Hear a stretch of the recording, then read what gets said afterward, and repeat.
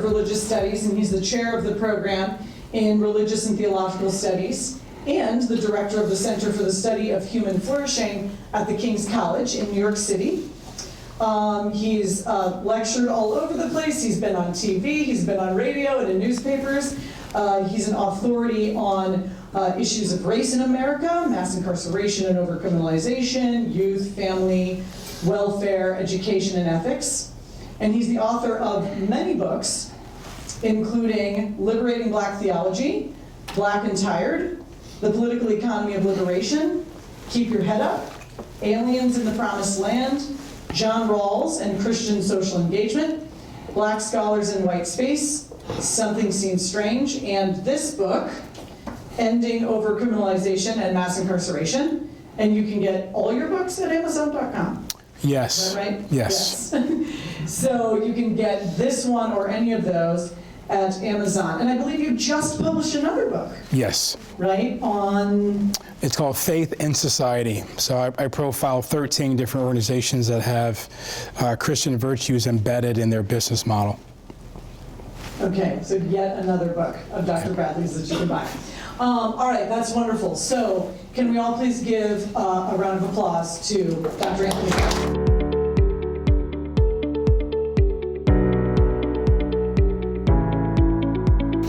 So we're talking about an issue tonight that has become a fairly hot topic. I think I was at the time unaware of the level of interest in this. So when I published my book, I was hoping to be like the only person talking about this, and I realize I'm just in a chorus of people because it's almost every other week or so that a new book comes out on this topic. But I'm particularly interested in this issue because of what it tells us about our culture, right? So we have an issue about the way in which we prosecute people. That is a problem. But there's actually something else that's a deeper problem that created that problem in the first place. And that's in part what I want to take us to this evening. In 2010, Michelle Alexander published a book called The New Jim Crow, Mass Incarceration in the Age of Color Blindness. Has anyone heard of this book? Has anyone ever read this book? A few of you have? Okay, very good. And in that book, Professor Alexander explained that the intersection of race and poverty and the war on drugs and the disproportionate ways in which that affects Black communities is in part largely to account for the explosion of those who are incarcerated today. And I'm going to tell you in part why that thesis is actually not right.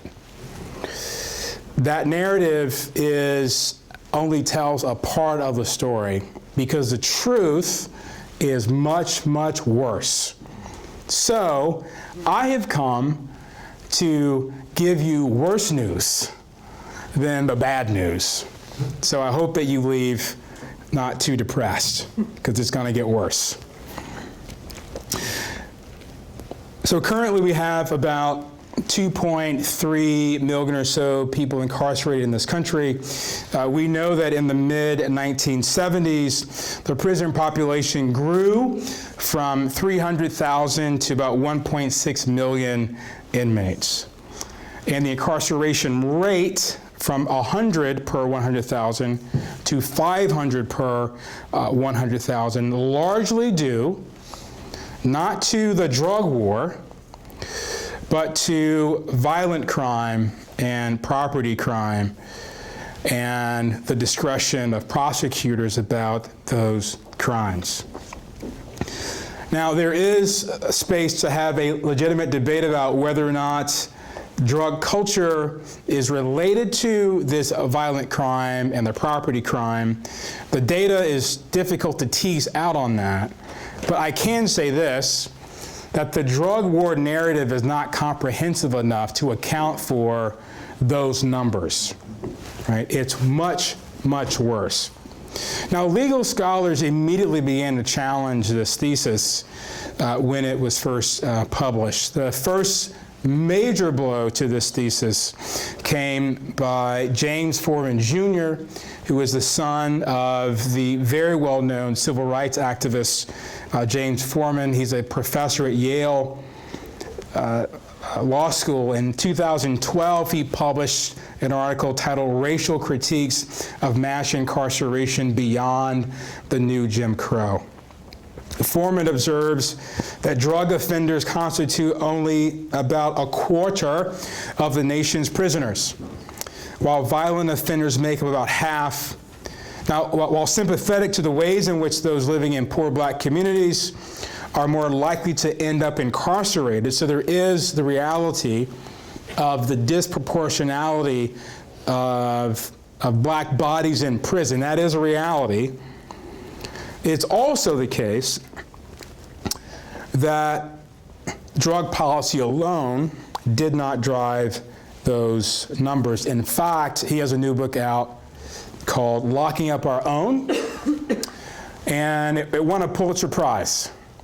And in that book by James Foreman, he essentially tells the story of how the black middle class during the 1970s was just as punitive as everybody else.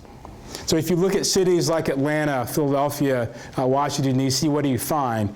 You find courtrooms and police districts that were predominantly African American, the judge, the prosecutor, and they were, excuse me, they were not less punitive. They were just as punitive as everybody else. So the incarceration rates in D.C. weren't different when those in control of the criminal justice system in D.C. represented primarily the black middle class. And the question is, why is that? We'll get to that in just a moment. So the Jim Crow narrative obscures the fact that prison numbers began to grow after reported street crime quadrupled from 1959 to 1971. That's when it got bad. It was before the drug war. So 1959 to 1971, massive amounts, massive spikes in violent crime. The homicide rate doubled from 1963 to 1974. This is before the drug war was announced. Robbery rates, 1963 to 1964, tripled. So before the announcement of the drug war, we had a spike in crime, a spike in street crime, a spike in homicides, a spike in robberies. And during this time, many black leaders were asking for more police presence in their neighborhoods to curb violence and property crime. Moreover, as Foreman explains, if there was some mass incarceration conspiracy to incarcerate blacks by drug law enforcement, it would be difficult then to explain police activities in Washington, D.C., which had a majority black populated and controlled government. It's actually much worse. The difference between the calls for more incarceration with black leaders is that they also called for increased social services. So they wanted their neighborhoods cleaned, but they also wanted people to get help. So the difference between the sorts of punitive dispositions toward the black middle class had is that they also wanted people to have the sorts of services to provide them what they needed to heal and to become whole. So they also wanted health programs, education programs to be concomitant with the interest in cleaning up the neighborhoods. Middle-class suburbanites just wanted containment, right? Keep these people away from our kids and our school and our communities. They didn't want services to help them. They just wanted to contain them. So that's one of the major differences that we see in some of those dispositions across cultures. The other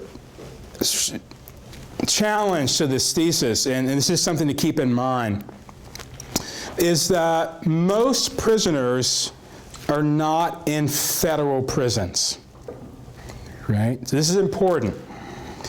So the Trump administration recently helped to move forward what got passed in Congress with respect to some reforms at the federal level, which is great. But about 90% of all prisoners are in state prisons, not federal prisons, and that's a completely different system. So we could change every federal law in the world in terms of criminal justice system, and it would do virtually nothing to address the amounts of men and women we have incarcerated today, right? So this is an issue, it's a state issue, more than it is a federal issue. So if you care about mass incarceration, overcriminalization, you have to care about Missouri first, or whatever state you're from first. That's the starting point, is what's happening in your state. It's also important to keep in mind that those who are incarcerated are primarily incarcerated for property offenses and violent offenses. So about 50% of all prisoners are serving time for violent offenders, about 21% for property crimes, about 20% for drug crimes, and 8% for other public order offenses. So Foreman concludes then that if every single drug offender in America were released tomorrow, and this is true, the U.S. would still have the world's largest prison system, right? The second major blow to this thesis about Jim Crow and the drug war came from John Pfaff. He's a professor of law at Fordham Law School, in a 2015 article titled "The War on Drugs and Prison Growth," subtitled "Limited Importance and Limited Legislative Options." Pfaff highlights that overall, only 17% of all prisoners are serving time for drug offenses, and that the drug offenders in prison only explains about 22% of prison growth. Now here's the important racial variable to think about.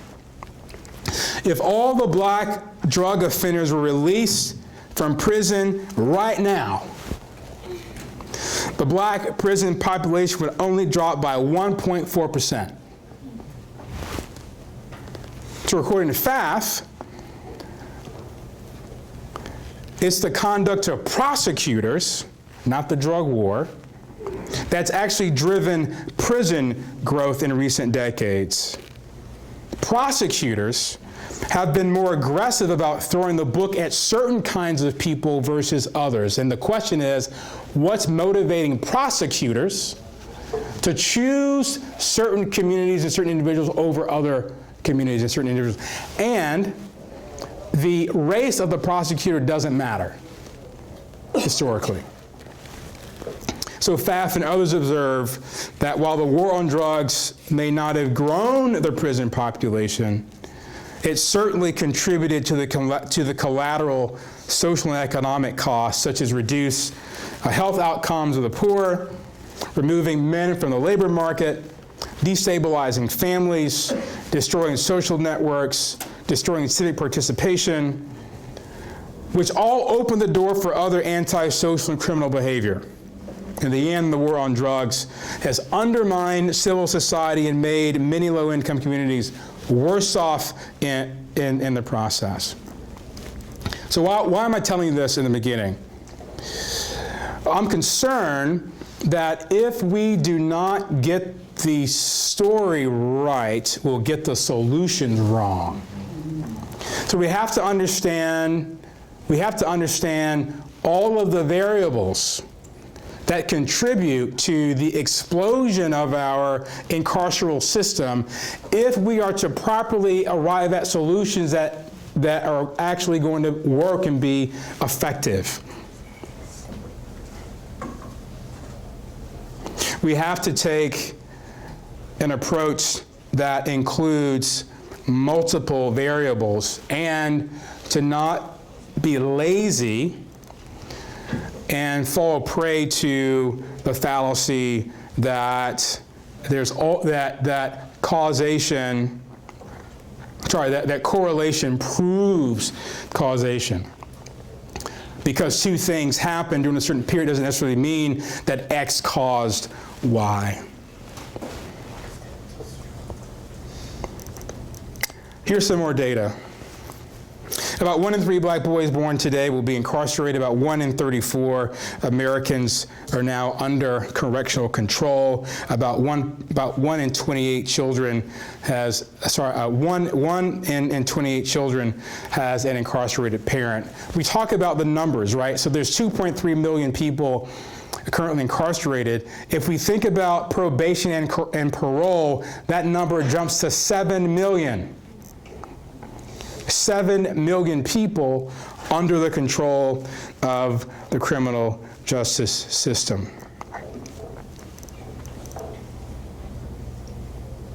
In this country, we have about 4,500 reasons why any of us could be charged with a crime and be arrested at any moment.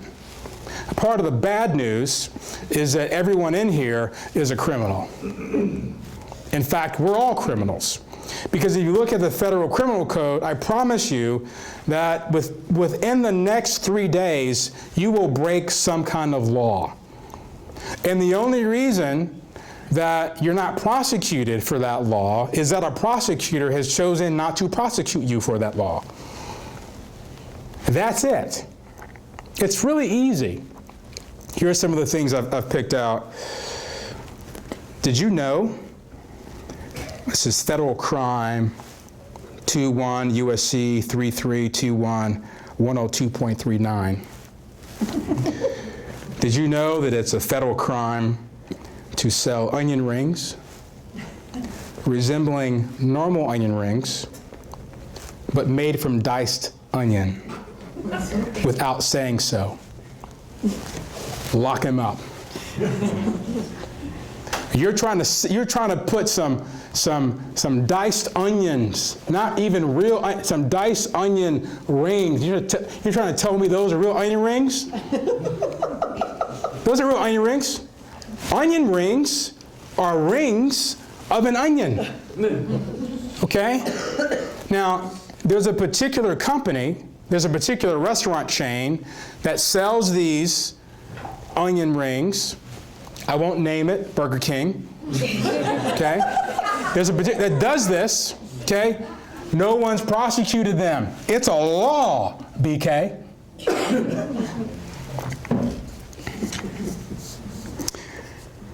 Did you know it's a federal crime? 1315 C2 3.42E. The federal crime to skateboard at the National Institutes of Health. It's a federal crime. Did you know? It's a crime to sell turkey ham as ham turkey, or with words turkey and ham in different fonts. That's a federal crime. You're a criminal. Everyone in here is a criminal. And the question is, why is it that some of us are not incarcerated and others are? And that's where the story gets really dark.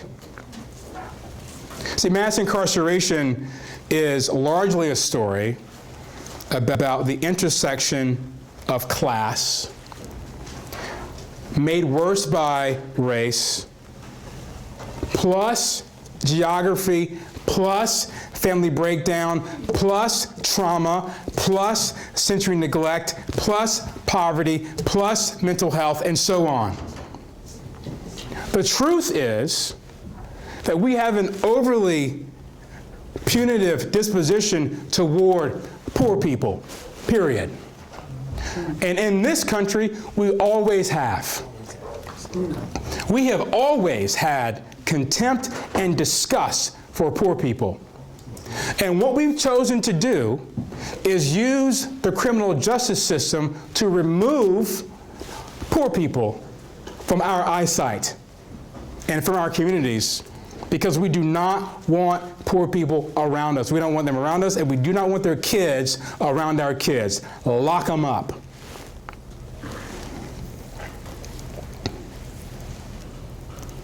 Poor people in this country have always been assigned, have always struggled to be assigned the status of being fully human by the ruling class. You see, mass incarceration is anthropological in nature. It's actually about human dignity and those to whom we assign human dignity versus those who we do not. We do not like poor people. It doesn't matter what race they are.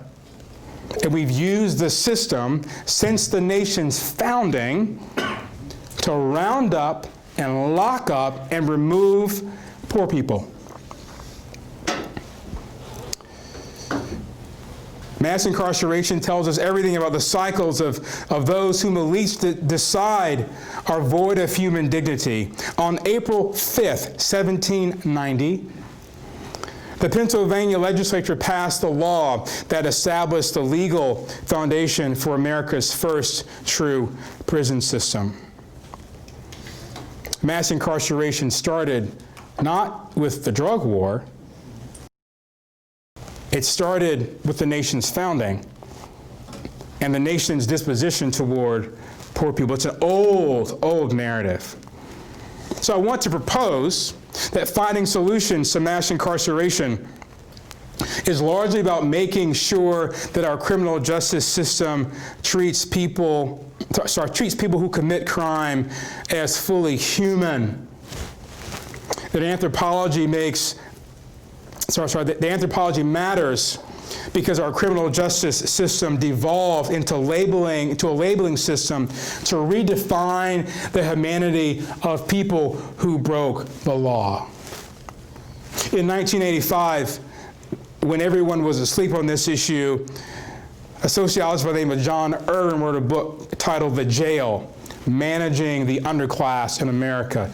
You have to read this book if you're interested in this issue.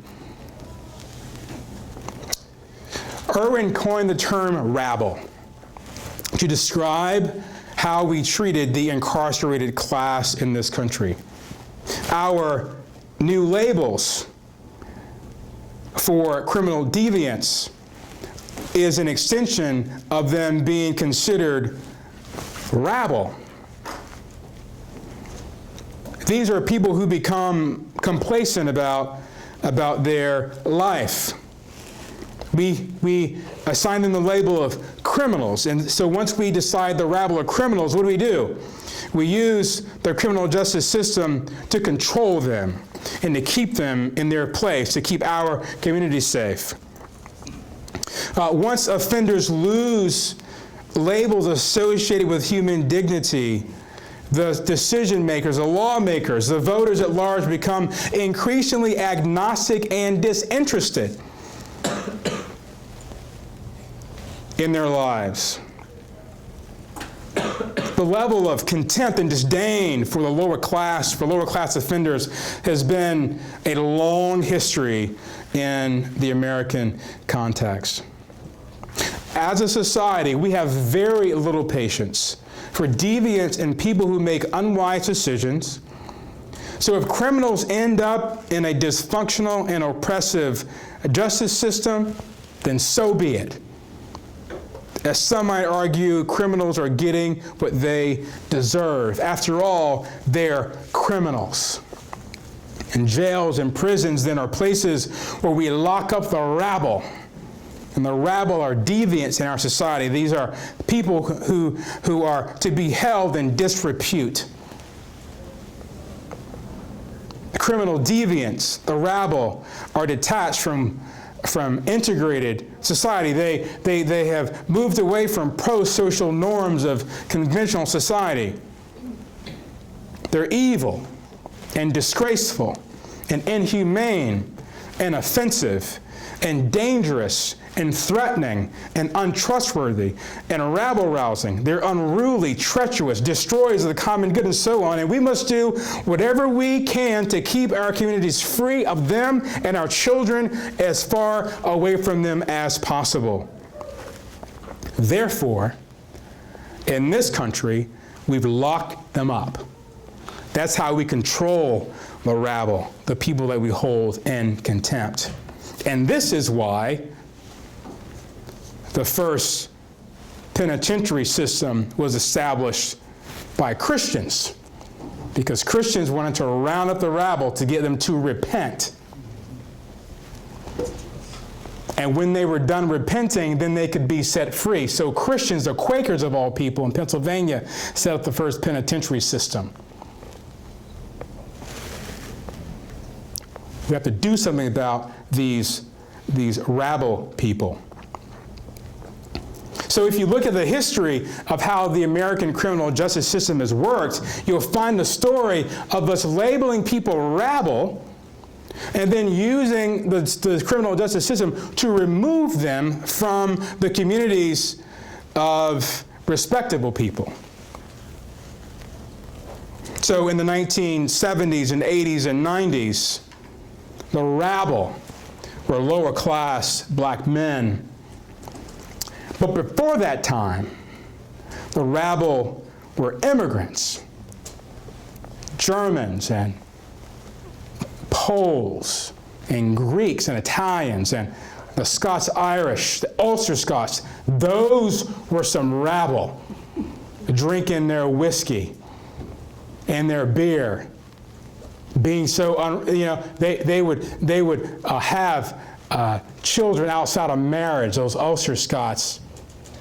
And what do? Lock them up. So as we move into the late 20th century, that rabble class, for all sorts of reasons that we can talk about during the Q&A if you'd like to, there are all sorts of reasons why the rabble class was concentrated in terms of the labeling in the 70s and 80s in lower class black communities. So here's where we need to start. We need to think about how we deal with poverty. Because as long as we have poor people, we're going to have rabble, and we're going to use the criminal justice system to remove them from proximity to respectable people. So people who enter the criminal justice system are overwhelmingly poor. About 2/3 of those detained in jails report annual incomes under $12,000 prior to arrest. And incarceration, as you know, makes it worse by creating unemployment barriers, reducing earnings, and decreasing economic security through criminal debt, fees, and fines, and making access to public benefits almost impossible and difficult, disrupting communities of those who are formerly incarcerated as well. They tend to be uneducated. About 75% of those in state prisons and about 60% of those in the federal system have not completed a high school diploma.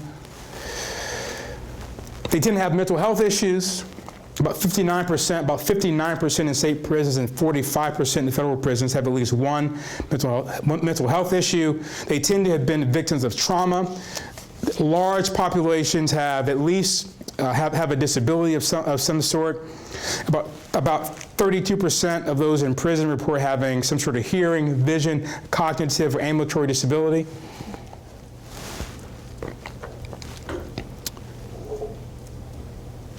So here's some good news. Since about 2007, the arrest rates and incarceration rates for African Americans have been in steep decline. If you look at major cities, New York, Chicago, Detroit, Philadelphia, Atlanta, LA, those numbers have actually been on the decline, and they continue to be on the decline. So the narrative about what happened in the 90s is actually no longer the case. Those numbers are are thankfully going down for all sorts of really, really wonderful reasons. And a lot of those are related to policy changes that have happened in those states, which is really, really good news. But here's some bad news. While African American rates have gotten better, going down, urban crime rate is down, urban incarceration rates are down, arrest rates are down, everything's down. So the safest place to be in terms of crime rates going down is in a city. The data tells us now that rural America is worse. That's where the current incarceration spike is, because guess who the new rabble are? These opioid-using white underclass people living in rural America. Those are the rabble. The definition of the rabble class is now expanded to those people. Here's some data.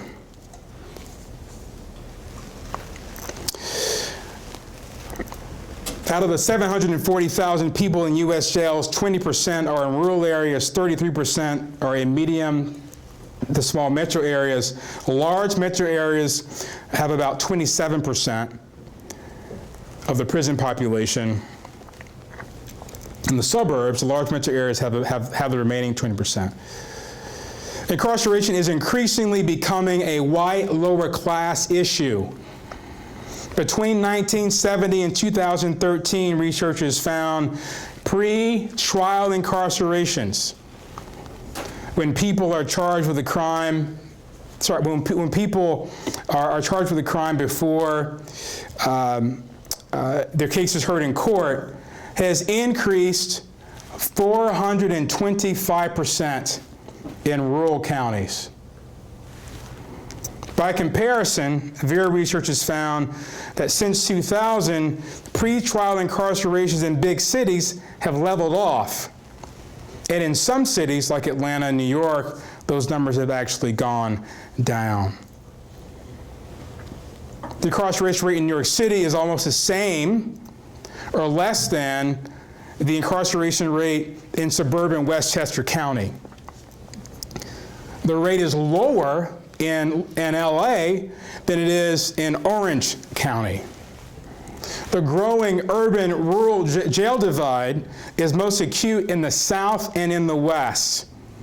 One reason for the significant growth of rural jails nationwide is the increasing financial incentives that such facilities receive for renting out beds to federal, state, and local agencies. According to one study, 84% of jails hold on behalf of other jails, state and federal prisoners. In the 1970s, fewer than half of the U.S. counties reported holding someone for another agency.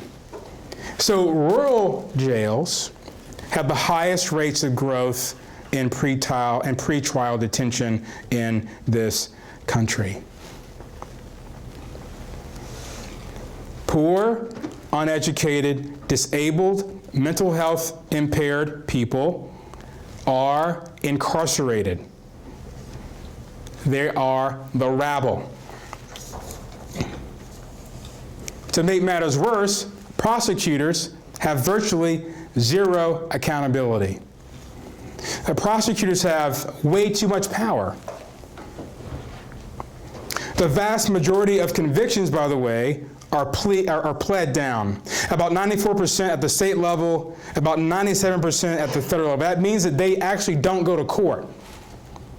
The prosecutor decides what to do with the charge. And it basically stops there. And as a result, the decision-making authority of someone charged with a crime is in the hands of an unaccountable lawyer, rather than a court and a judge and a jury. This is incredible fertile ground for prosecutorial abuse. And as you may be aware, prosecutors often stack charges against the poor and coerce them to plead guilty to things that they didn't even do, as a way to to invoke fear of going to a trial that might be worse.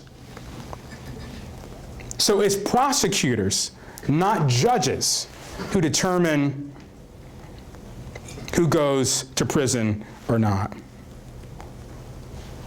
And we cannot have reform on incarceration unless we reform how we select, manage, and hold prosecutors accountable to what they do. So you're prosecuted by a crime. If you're poor, if you're part of the rabble class, you're at the mercy of a public defender. You're done. You're done. Public defenders are overworked. They are understaffed. They are underpaid. They lack the resources to do the due diligence to make sure that your case is actually heard and defended properly. And a public defender is situated against a prosecutor who has unlimited resources. The prosecutor has the unlimited resources of the entire county, or in some cases, the whole state. So we have to do something with the way in which we provide a quality defense for those who are poor. Middle class people can get good defense attorneys because we just pay for it, right? And any one of you, you may not want to admit it here because we're on camera, who's been in a courtroom, right? Don't raise your hands, okay? You know what it's like to have a good attorney to get you out of something, or one of your kids when he or she got in trouble and you made a phone call and then the trouble just went away. The poor kid, it doesn't happen. I was speaking on this recently in Louisiana, and in the audience was a mom who told us a story of what happened to her son. She was in a trailer park, unmarried, 3 kids, and her son, who was 13, was arrested with his friend for vandalizing a vacant home, which is common, right? 2 teenage boys find a home that's abandoned. What are they going to do? Destroy it. That's what teenage boys do. Her son got 10 years in prison, charged as an adult. The 14-year-old, who came from a very upper middle class family, great lawyers, great defense, got a misdemeanor charge, was supposed to serve 5 years, was put on probation. This is what happens for real, because one kid was a rabble kid, and the other kid was a respectable kid who had a bad day. So prosecutors need to be held accountable, but defense attorneys need to be bolstered. We have to provide quality defense for people who are on the margins. Judges don't have the discretion that they used to have because of the ways in which state laws are written. We think about like 3 strikes laws, mandatory minimums. Judges don't have the discretion. So if a case comes before a judge has to rule according to that case. When I was in Louisiana, in that state, whatever your 3rd charge is, the judge has to give you the maximum sentence for that charge, no matter what the 3rd charge is. Your 3rd strike, you get the maximum, and the judge can do nothing about it. It's state law. So we have to do something to give judges a bit more discretion, because their hands are pretty tied. We also need to remember that in some low-income areas, there's a school-to-prison pipeline. We basically criminalize adolescents for the rabble class. What have we done? We've put cops in the school, which to me is insane. They're police officers in the school. So this is what happens. When I was in school, in my little middle-class bubble outside of Atlanta, if I got in trouble, I'd go to the principal's office, I might get detention, okay? Well, guess what happens? If this happened in Baltimore, a kid stole some milk at lunch, they arrested him. No principal, no detention, no writing, I won't steal milk 100 times on the board, handcuffed in the back of a car in a police station. So these school resource officers have actually removed any sort of formation that could happen in terms of moral formation in the school context, because now it's just overly punitive, right?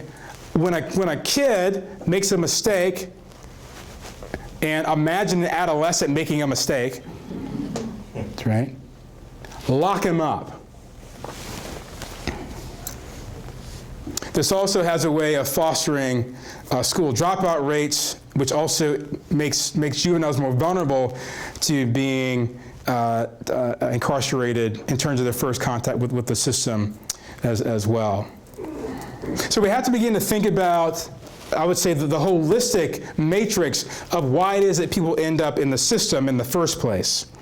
The solutions have to be about the whole person, socially and economically and psychologically and morally and geographically, right? And tweaking and changing policy alone is not enough. This is an anthropological problem, and as long as we continue to label people rabble, we're going to use the criminal justice system to lock them up and get rid of them. We have to do a better job of infusing dignity and humanity in those that we don't want to live near and those that we don't want our kids to be around. And we have to change our disposition so we're not overly punitive simply because people are a part of a social class that's not our class. And I can tell you, because the data will show this, middle class people, regardless of their race, have contempt for lower class people of their own race. You can look at Asians, you can look at Hispanics, African Americans, white. The middle class, they don't like the underclass of their own race. They do not. And they're more than happy to use the criminal justice system to actually remove them. So this is why I think this is such an important point to think about the humanity of this issue and why people should matter more than the policy. If you look at some of the data on why it is that juveniles tend to be vulnerable to entering the juvenile system, one of the key predictors of a teenager being incarcerated is sensory neglect. Sensory neglect. On the one hand, they just haven't been hugged enough, or on the other hand, they've been a victim of abuse, physical abuse, emotional abuse. Right? So this is what happens with an adolescent. You experience sensory neglect. By the time you become a preteen or teen, you start acting out in connection to that sensory neglect. And we see this more with boys than girls. It's one of the reasons why you can have girls and boys raised in the same neighborhood, same home, community, but the boys end up in jail and the girls don't. Okay, here's what happens with boys. So with boys, when they experience sensory neglect, they need to have a sensory experience to feel human again.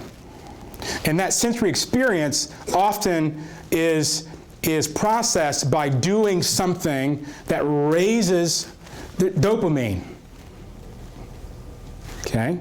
Now that could come by setting something on fire, climbing a wall, breaking down, stealing something. It gives them a dopamine rush. Right? Now it's a consequence of sensory neglect. So there's a series of studies with incarcerated juveniles with conduct disorders and highly aggressive disorders. And one of the studies I found, I want to get this right here. For one group of violent teens, they were given 20-minute chair massages for 5 weeks. You know what I'm talking about? In the airport, you sit in the chair and they kind of, you're facing the thing, okay? So they were given 20-minute chair massages for 5 weeks. There was a control group that watched relaxation videos. You know, you see this in the dentist's office, right? Lakes and birds and stuff. You're sitting there about to go into pain and you're watching, you know, a sunrise, right? So they're watching these relaxation videos. And after 5 weeks, the ones that watched the relaxation videos basically showed zero change in their levels of aggression. But the ones who were massaged for 20 minutes for 5 weeks, the studies indicate they were less aggressive, their cortisol levels went down, so their stress went down, aggression went down. I have another study, depression went down. They were more cooperative with adults just because they were touched. Here's a fact. You will never, I shouldn't say never, rarely, ever, will you find an incarcerated teen raised in a home where he was hugged a lot. Nope. Because when you're affectionate with kids, it builds empathy. There's a study done in Sweden, and you can do this in the States. 3 and 4-year-olds were given 5 to 10 minute massages every day before school for 6 months. Guess what happened? No bullying at all. No conflict with teachers at all. No fighting at all. And then a year later, after they stopped it, it was even better. All from sensory neglect. And so maybe the solution to criminal justice reform on the one hand is changing policy, absolutely, but maybe the other more important solution is people like you and me just loving our neighbors and loving the rabble and maybe hugging the rabble and maybe bringing the rabble in our homes and maybe investing in the lives of people who are on the margins, because when we fail to do that, we make them vulnerable to a system that will target them to clean up communities and lock them up. And I think that's where in the American narrative, we've lost interest in people. And we'd rather let the system handle them instead of getting involved ourselves. So criminal justice reform, for me, is an issue that certainly involves changing policy, but it also involves changing people. And the people who need to be changed are us. Thank you very much.